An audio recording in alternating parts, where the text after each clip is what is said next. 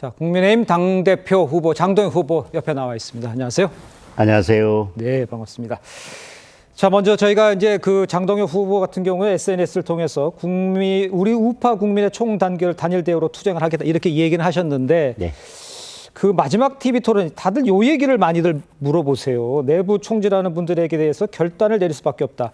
이게 과연 무슨 의미냐? 어떻게 하시겠다는 거냐? 요거 대는데 어떻게 답하시겠어요? 지금까지 국민의힘의 가장 큰 문제점으로 당원들이 지적하는 것은 내부 네. 분열입니다. 네. 결국은 탄핵을 거쳐서 조기 대선까지 오고 국민의힘이 지금의 상황까지 온 것도 결국은 내부 분열 때문이었습니다. 예. 지금도 개헌 저지선을 볼모로 107명의 통합을 말씀하시는 분이 계시지만 그런 형식적인 통합은 당을 하나로 모으기 어렵다고 생각합니다. 그리고 결정적인 순간에는 그런 분열이 결국은 계속된다면 예. 결국 탄핵에서처럼 개헌도 막지 못하고 결국은 당의 10%도 안 되는 분들이 결국 당의 운명을 좌우하게 될 것입니다. 예. 따라서 계속해서 당의 전투력을 떨어뜨리고 당을 어려움으로 몰아넣는 분들에 대해서는 저는 결단을 할 수밖에 없다고 지금도 같은 생각입니다. 그 결단이 뭐를 의미하는 겁니까? 저는 결단이라고 예. 하는 것은 우리가 생각할 수 있는 것은 결국 그분들과는 같은 당에서 함께 할 수 없는 것이죠. 그렇습니까?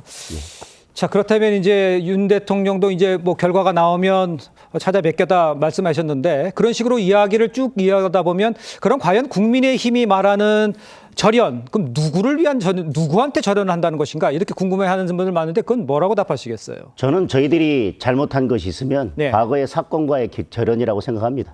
어떤 행위든 그로 인한 사건이든 결과든 예. 그것과 절연을 하고 거기에서 벗어나서 그러한 문제점들을 다시 그런 잘못을 반복하지 않고 앞으로 나아가는 것이 절연이지 네. 결국 무조건 사람 한 명을 내세워서 그에 대한 모든 공과를 다 덮어두고 그 사람과 절연하자 누구와 절연하자라고 하는 것은 저는 맞지 않다. 결국 예. 절연은 잘못된 사건과의 절연이다. 그렇게 말씀드리겠습니다. 잘못된 사건과의 절연이다. 알겠습니다. 그런데 이제 그 한동훈 전 대표가 이제 어제 당대표 결선 투표 적극 투표에 국민의힘 최악을 피해야 달라 이러면서 사실상 김문수 후보를 지지한 것 아니냐 뭐 이런 이야기를 하고 있는 것 같은데 장동혁 후보가 생각하는 한동훈 전 대표는 어떤 인물이고 어떻게 앞으로 대하게 될 것 같아 보이세요? 저는 인물에 대한 말씀은 따로 드릴 것은 없습니다. 다만 탄핵 국면에서는 저와 정반대 선택을 했고 말씀드린 것처럼 그런 선택이 탄핵 국면에서 결국은 탄핵을 막지 못하는 결과를 낳았고 조기 대선이라는 결과를 낳았습니다. 그리고 지금의 이 상황이 됐습니다. 따라서 탄핵이라는 중요한 정치 국면에서 저와 다른 선택을 했다. 그리고 그것이 당의 운명을 당론과 전혀 다른 방향으로 가게 만들었다. 라고 하는 점에 있어서 저는 앞으로도 계속 말씀드립니다만은 사람 한 명을 특정인을 정해놓고 이렇게 가겠다 저렇게 가겠다가 아니라 당의 가는 방향과 계속 다른 방향으로 가려 하거나 결국은 당의 내부 분열을 통해서 결국은 당이 하나로 뭉쳐서 싸우는데 방해가 되는 분들이 있다면 저는 그게 누구라도 그리고 어떤 분이라도 저는 같은 결정과 같은 판단을 할 것입니다. 그렇다면 전한길 씨, 장동혁 후보 같은 경우는 전한길 선생이라고 얘기를 하셨습니다만 그분에 관해서는 어떻게 생각하고 계신 거예요? 저는 말씀드렸지만 당의 분열을 이야기하는 분들이 아니라 생각은 좀 다르다 하더라도 그것은 당의 분열이라든지 아니면 당론과 반대가는 그런 문제가 아니라면 조금 생각이 다른 분들이라도 국민의힘을 사랑하고 자유민주주의를 지키겠다고 하는 우파 시민들이라면 저는 그 어떤 분들이라도 연대해서 함께 가고 또 이재명 정권과 싸우는데 힘을 합치겠다는 생각입니다. 알겠습니다. 자, 근데 이제 장동혁 후보 같은 경우에 이제 상대방에서 제가 이제 둘이서 얘기를 하니까 상대편에서 얘기하는 거라고 생각해 주시면 좋겠습니다. 정치 경력이 짧다. 3년 정도 됐다. 이런 얘기를 하지 않습니까? 그렇다면 과연 거대 야당을 이끌어갈 능력이 있는가? 여기에 대해서는 어떻게 답하시겠어요? 저는 정치를 시작한 지는 5년이 됐고 국회의원이 된 지는 3년이 됐습니다. 그 사이에 1년 반 가까이 원내 지도부에 있었고 그리고 당 사무총장으로 총선을 이끌었습니다. 그리고 지도부의 최고위원으로 있었습니다. 그리고 이번 대선에서는 상황실장으로 일을 했습니다. 그만큼 당 내에서는 제가 당을 끌고 가는 데 있어서 여러 경험들을 충분히 쌓았다고 당원들께서 인정해 주시리라고 생각을 합니다. 오히려 정치 경력이 3년이 됐지만 당 지도부로서의 여러 경험들은 다 거쳤고 네네. 그리고 당을 어떻게 이끌고 갈지에 대한 계획도 서 있습니다. 이렇게 짧은 것이 어쩌면 저는 혁신의 열쇠가 될 수 있다고 생각합니다. 예. 오히려 긴 정치 경력은 있지만 예. 결국은 관성에 젖어 있는 사람보다는 정치 경력이 짧지만 충분한 경험을 갖고 있는 사람이 그 혁신의 문을 열 수 있다. 오히려 저는 그것이 지금 당의 위기 상황에서 혁신을 하고 새로운 세대 교체를 해야 되는 이 국면에서는 저는 그것이 장점이 될 수 있다고 생각합니다. 알겠습니다. 세대 교체를 하는 것은 장동혁 후보 나다 이런 얘기를 하시는 것 같은데 이거 하나 여쭤볼게요. 이제 상대 후보 쪽에서 봤을 때 그러면 장동혁 후보가 보는 김문수 후보의 장점은 뭐고 단점은 뭔지 어떻게 생각하십니까? 장점은 저보다 뭐 정치 경험이 많다는 것입니다. 예. 그리고 뭐 행정 경험도 있으시고 또 국정 운영 경험도 있으십니다. 네네. 뭐 그래서 우리 당의 뭐 대통령 후보까지 되셨었습니다. 예. 그런데 지금 전당대회 과정에서 보면 저는 메시지가 분명하지 않다고 생각합니다. 통합이라는 것에 대해서도 그것이 과연 어떤 통합을 말씀하시는 건지 예. 그럼에도 불구하고 계속 내부 분열이 있을 때 그런 분들을 어떻게 하겠다는 것인지 네네. 뭐 여러 국면에 대해서 그리고 대선 패배의 원인이나 아니면 윤석열 대통령에 대한 입장이나 이런 것들이 상황에 따라서 계속 입장이 변하고 있다.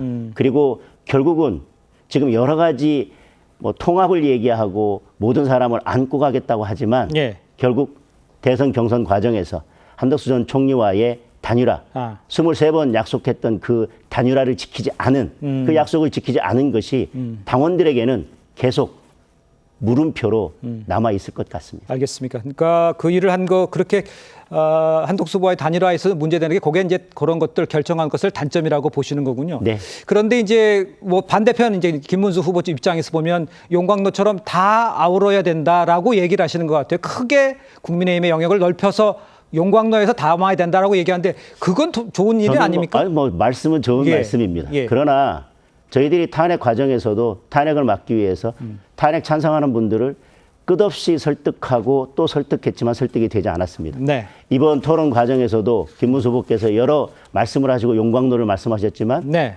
조경태 후보 한 명도 설득하지 못하셨습니다.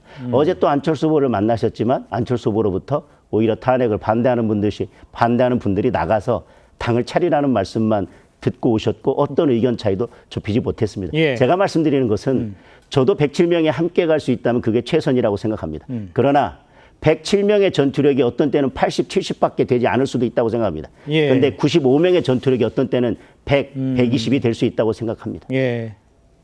알겠습니다. 이제 당면 과제가 이제 정청래 민주당 대표가 윤어게인이라는 얘기를 했어요. 그런데 먼저 손을 내면 당대표가 되면 먼저 손을 낼 계획도 있다는 얘기를 하셨는데 이것이 잘 될 것 같아 보이세요? 어떻게 보세요? 어떤 식으로 접근할 것인가? 저는 예. 뭐 물론 저희 전당대회 때 민주당 인사가 뭐 저희 전당대회를 축하하러도 오셨고 네네. 또 화환도 보냈고 여러 가지 이제 화해의 제수처, 협치의 제수처를 하셨기 때문에 예. 저희도 굳이 이제는 협치를 거부할 필요가 없다는 취지에서 그런 말씀을 드렸습니다만은 네네. 저는 진정한 협치는 더불어민주당과 국민의힘의 힘의 균형이 이루어질 때 저는 협치가 가능하다고 생각합니다. 네. 저희들이 제대로 싸우고 여당의 입법 폭주를 막고 예. 이재명 정권을 제대로 견제해서 결국 국민들께서 우리를 인정해 주셔서 우리가 107석밖에 안 되지만 네. 우리의 힘이 국민의 민심이 얹어져서 여론이 지지율이 민주당과 비슷하게 되거나 아니면 우리가 민주당을 앞질렀을 때 그 예. 힘의 균형을 이루거나 우리가 힘의 우위에 있을 때 저는 그때에서 비로소 진정한 의미의 협치가 가능하다고 생각합니다. 알겠습니다. 그런데요, 이런 일각의 이야기도 있습니다. 뭐 장동혁 후보가 되든 김문수 후보가 되든 어차피 반탄파가 되는 거 아니냐. 그렇다면 진짜 그 상황 속에서 국민의힘의 혁신은 이루어질 수 있느냐. 이렇게 물어보면 뭐라고 답하시겠습니까? 혁신은 미래의 일입니다. 그렇습니다. 지금 탄핵에 대한 이야기는 저는 사실 대선에서 이미 국민들의 심판은 끝났다고 생각합니다. 그러나 예. 우리가 전당대회를 하다 보니까 우리끼리의 경쟁이다 보니까 다시 과거로 돌아가서 우리 내부에서 이 과거의 문제를 정리하는 하나의 과정이지 예. 이 전당대회가 끝나고 나면 우리는 여당을 견제하고 이재명 정부를 견제하면서 대안을 가지고 민생 정당으로 나아가면서 네. 우리는 미래로 갈 것입니다.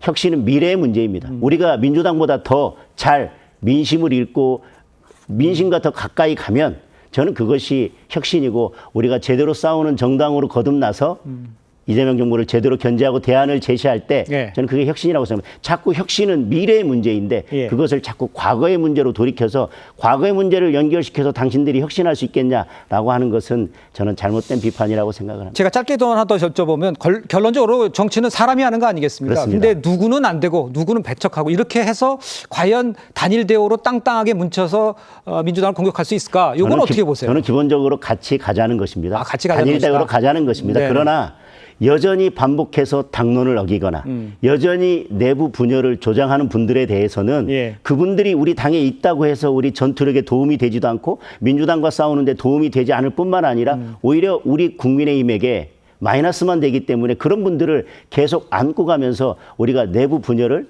끌고 갈 수는 없다. 그 불씨를 안고 갈 수 없다는 것입니다. 예. 저도 기본적으로는 예. 107명의 하나로 뭉쳐서 가는 것, 그것이 저는 최선이라고 생각을 합니다. 알겠습니다. 그 마지막으로 이제 또 최종이 남아 있지 않습니까? 네. 결과가 이제 기다려질 텐데 당원 또 국민 여러분께 마지막으로 말씀이 있으시면 한마디 해주시죠. 장동혁이 결선에 올라갔다는 것 자체가 저는 기적이라고 생각합니다. 그리고 여러분들께서 장동혁을 결선에 보내주신 것이 혁신의 시작이라고 생각합니다. 여러분들께서 만들어진 기적을 가지고 제가 국민의힘을 바꾸고 제대로 싸우는 정당으로 만드는 기적을 당원 여러분과 함께 만들어 가겠습니다. 당을 혁신하는 그 힘은 당원 여러분의 압도적인 지지에서 나옵니다. 알겠습니다. 이번 결선에서 장동혁에게 압도적인 지지를 보내주십시오.